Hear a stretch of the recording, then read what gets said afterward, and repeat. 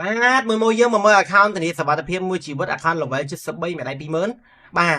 account នេះមិន12ដើមទាំងកដាប់ដៃមួយយើងសំខាន់គឺអែមខ្លាំងមែនទែនការ600ជាងយើង level 73ពាក់សាក់7មេដៃ20000ជាងតោះ let's go អូខេនេះយើងឆ្លាញ់ឆាត20នេះយើង account នេះធុងSahero ក៏មានដែរសេរីចាស់គឺមកចាប់តែម្ដង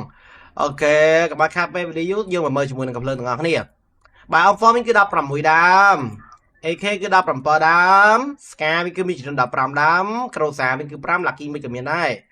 Pharma មានគឺ12ដើម XM8 level 7ក៏មាន AN គឺ9 Plasma 6 AG 11 Parafal គឺ9មួយយើង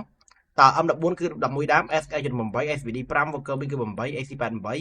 MP47 67 UMP គឺកប់សេរី13ដើម MP5 គឺ12 VF2 MP40 level 7ក៏មានដែរមានចំនួន2ដើមមួយណាញាក់ហ្មងនេះយើង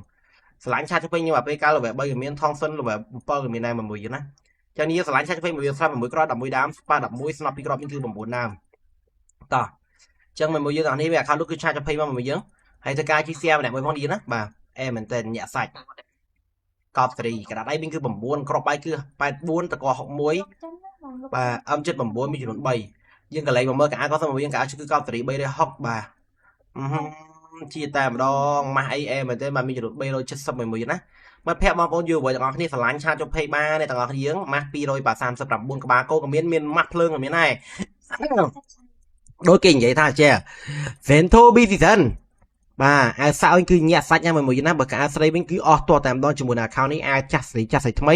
បោកបញ្ចូលចូលគ្នាចេញរួមមុនថ្មីខោស្លាប់វាមាន3ឈុតយក4ឈុតអូខោស្លាប់យើងមានទាំងអស់នេះយើងមិនថាកាស្រីខាប្រុសទេបាទអូខេអញ្ចឹងមិត្តភក្តិបងប្អូនយូរបងប្អូននេះឆ្លាញ់ account នេះគឺឆាតជុំពេកបានថ្លៃទូថ្លៃទេ style រំឈាមគឺយើងមាន2 mode តោះអញ្ចឹងយើងជួបគ្នានៅពេលវេលាស្អែកនឹងមកដល់ទីបញ្ញា Butterfly Gaming សូមជួបគ្នានៅវីដេអូក្រោយពេលវេលាស្អែកនឹងមកដល់អញ្ចឹងយើងក៏ទៅធ្វើការជួយ share ខ្ញុំម្នាក់មួយម្នាក់ពីរផងនេះយើងបាយបា